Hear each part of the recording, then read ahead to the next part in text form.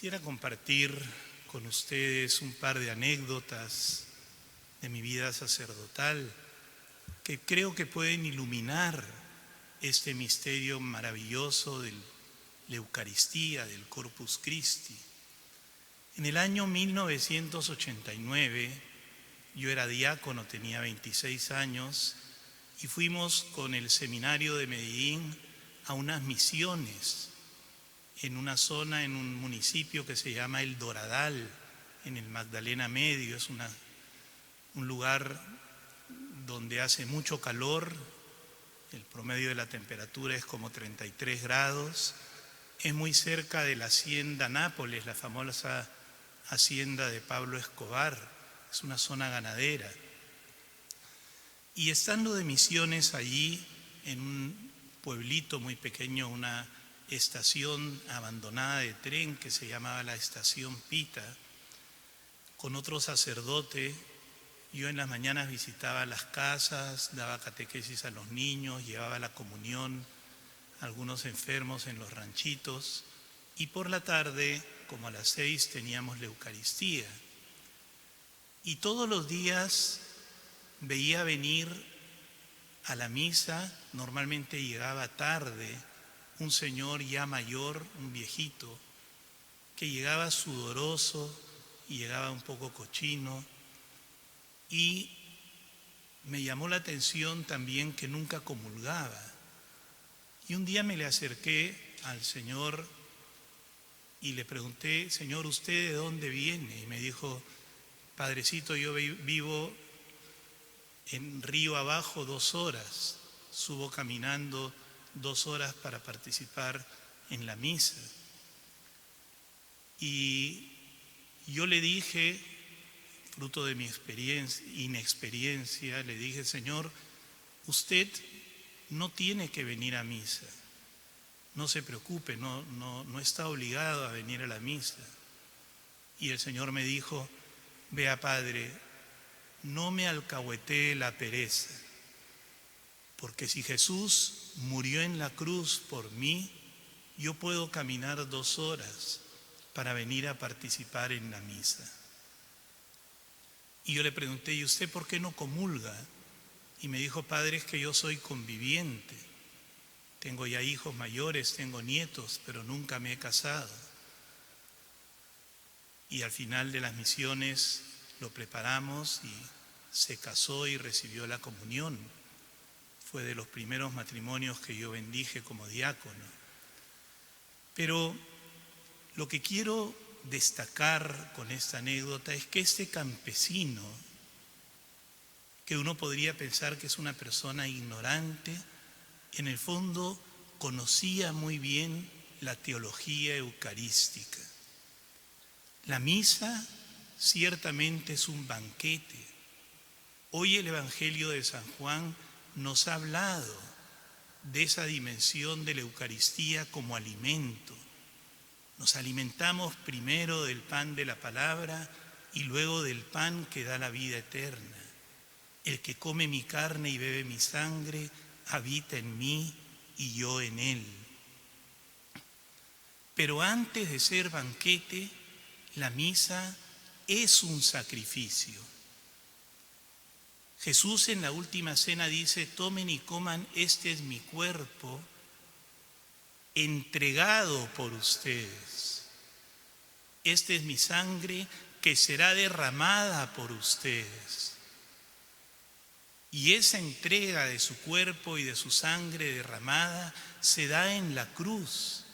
Y cada vez que se celebra la misa, se hace presente, se renueva, se actualiza, se aplica ese misterio de la cruz.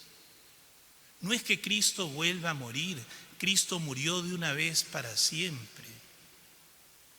Pero podemos ofrecer ese sacrificio y podemos unir nuestros sacrificios, nuestras alegrías, nuestros dolores, nuestras tristezas al sacrificio de la cruz.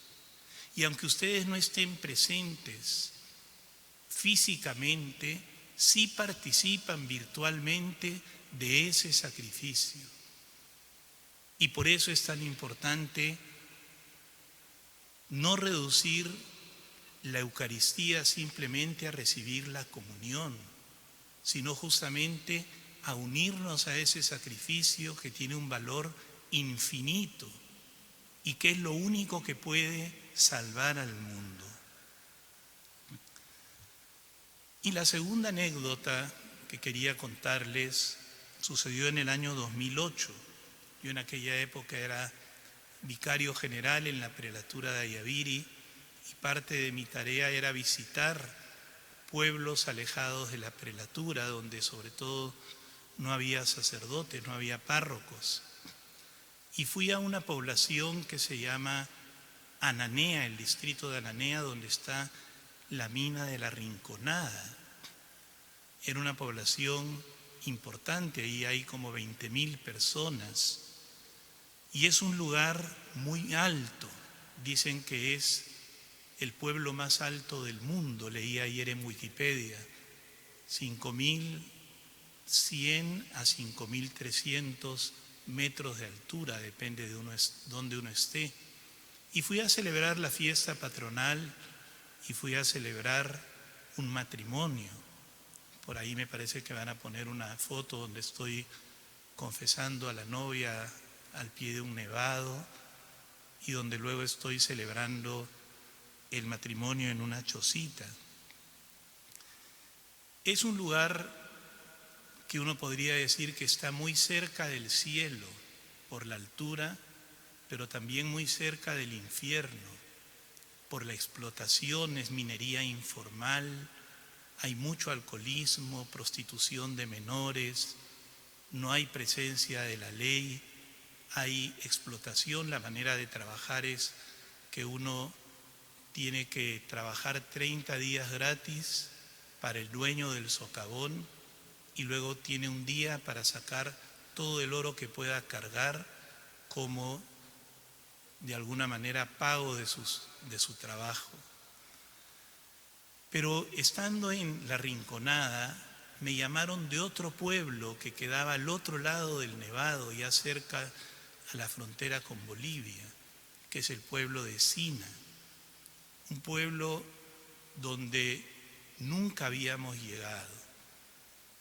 Y en ese pueblo estaban esperando la llegada del obispo que no pudo ir, enfermó, y me dijeron si yo podía ir a celebrar la misa. Al principio no quería ir porque tenía compromisos importantes en Ayaviri, pero finalmente fuimos a ese pueblo como a 6 horas de camino bajando la montaña, y lo que quiero tratar de expresarles es la alegría, la emoción que sentía esta gente al ver un sacerdote después de un año, al poder participar de una misa. Fue una misa en la que hubo matrimonios, confirmaciones, primeras comuniones, bautizos. Prácticamente me estuve ahí toda la tarde y hasta bien caída la noche. Dormí ahí un rato y salimos de madrugada para Ayaviri. Pero la gente se acercaba a comulgar con las lágrimas en los ojos. Y la gente sentía esa emoción de poder tener los sacramentos. Yo sé que a muchos de ustedes les cuesta no recibir la comunión. Son 3 meses. Pero piensen en la gente que se está 1 año, 2 años. Gente que a veces ha estado perseguida o presa en un régimen comunista, incluso sacerdotes, y que han mantenido la fe a pesar de no poder celebrar los sacramentos. Y creo que eso tiene que suscitar en nosotros 2 reflexiones que me parecen importantes. La primera, crecer ese anhelo, que crezca ese anhelo de recibir al Señor. Y que ese anhelo suponga participar bien desde la casa en la Eucaristía, sin distracciones, sin hacer otras cosas al mismo tiempo, orando realmente.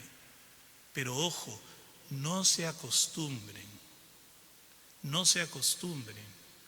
porque alguno podrá decir, bueno, así está muy bien, ya no tengo que ir a la parroquia, puedo escuchar la misa en mi casa. No es lo mismo.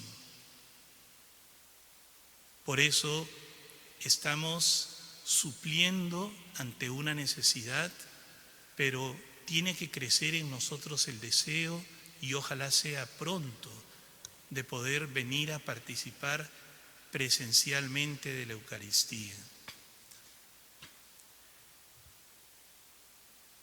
Pidámosle pues al Señor que crezca en nosotros ese amor a la Eucaristía, esa reverencia ante este misterio tan grande. Y recordemos que todos somos un solo cuerpo en Cristo Jesús.